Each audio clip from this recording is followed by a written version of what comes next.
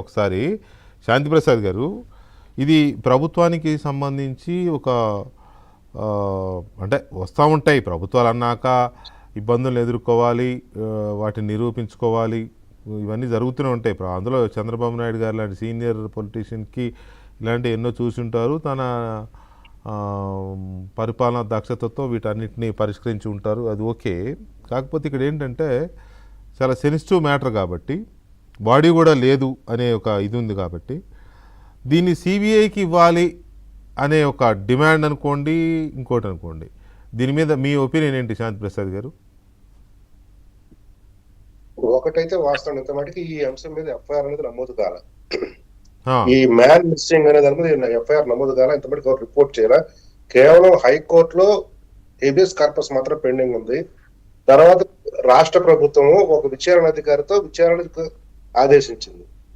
ఈ రెండిట్లో ఏదైనా ఒక వచ్చిన తర్వాత ఆధారం దొరికితే కేసు కట్టాలి, లేదా ఆ తల్లి వెళ్ళి ఇవన్నీ ఇట్లా జరిగింది, ఈ లింక్ ఇట్లా జరుగుతుంది, మాకు అనుమానాలని ఆ నాగరాజు మీద ఇతరుల మీద కేసు పెడితే ఎఫ్ఐఆర్ నమోదు చేసి మిగతా అంశాలన్నీ చట్టపరంగా నడుస్తాయి. ఒకటైతే వాస్తవం, నాగరాజు అనే వ్యక్తి ఇందులో కనుక పాల్గొన్నట్లుగా కనుక ఏమాత్రం సాక్ష్యాలు దొరికినా అతన్ని రక్షించడం అనేది ఎవడి వల్ల కాదు. ఇది మటుకు నిర్వివాదం. ఇందులో రెండో ప్రశ్న కావాలి. కానీ ఈ సాక్షులు ఎందుకంటే ఇక్కడ మీరే చెప్తున్నారు శవం దొరకట్లేదని. శవం దొరకనప్పుడు కనీసం బూడిదల్లా దొరకాలి. ఏది ఆ యొక్క వ్యక్తి యొక్క చితాభస్మం. అవును, ఆ చితాభస్మం దొరికిన డిఎన్ఏ టెస్ట్ చేసి ఆ చితాభస్మం ఎవరో తెలుస్తారు. అవును, అట్లా లింక్ ఎవిడెన్స్ వస్తుంది. ఆ కోణంలో విచారణ జరిగితే తప్ప ఈ కేసు నిలబడే కేసుగా ఉండదు. కేవలం ఇతను కస్టడీలోకి తీసుకొచ్చాడు, తర్వాత ఏం జరిగిందో దాని మీద మాత్రమే జరుగుతుంది. కానీ డైరెక్ట్ గా మర్డర్కు లింక్ చేయాలంటే మటుకి ఆ వ్యక్తి చితాభస్మం దొరకాల. మనిషి అనేవాడు లేకపోతే ఆ చితాభస్మం దొరకాల. దొరికిన తర్వాత సైంటిఫిక్ అనాలిసిస్ చేసిన తర్వాత లింక్ చేస్తే నాగరాజు అవుతారు.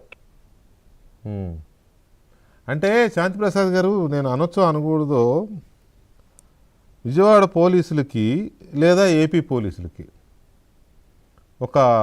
ఒక హిస్టరీ ఉంది. ఏంటంటే ఆయేషా మీరా కేసు మీకు తెలుసు. చేసినోడు ఎవడో తెలియదు పాపం. ఆ తల్లిదండ్రులు పోరాడి అలిసిపోయి 3 సార్లు తవ్వి తీశారు. రీపోస్ట్ మార్టం అని, ఆ పోస్ట్ మార్టం అని, ఈ పోస్ట్ కదా తీసి చివరికి మళ్ళీ మొన్న ఆ ఎముకలు కూడా మళ్ళీ తీసుకెళ్ళి మళ్ళీ వాళ్ళ ఆచారాల ప్రకారం మళ్ళీ ఖననం చేసుకున్నారు. సో అంటే ఒకటి, రాజశేఖర రెడ్డి గారి ప్రభుత్వము వచ్చిపోయింది. ఆయేషా మీరా ఈ ఘటన జరిగినప్పుడు ఆ రాజశేఖర రెడ్డి గారు ముఖ్యమంత్రి. ఆ తర్వాత కిరణ్ కుమార్ రెడ్డి, రోషయ్య గారు, ఆ తర్వాత కిరణ్ కుమార్ రెడ్డి గారు, ఆ తర్వాత రాష్ట్ర విభజన చంద్రబాబు నాయుడు గారు, జగన్మోహన్ రెడ్డి గారు, మళ్ళీ ఇప్పుడు చంద్రబాబు నాయుడు గారు. ఇక అది ఎటు తేలదని ముగించేసి కేసు క్లోజ్ ఫైల్ మూసేసి అయిపోయింది, కేసు మూసేశారు. సో అందువల్ల ఇది కొంత చాలా బాధాకరమైన పరిస్థితిలో ఉంది కాబట్టి అడుగుతున్నాను నేను.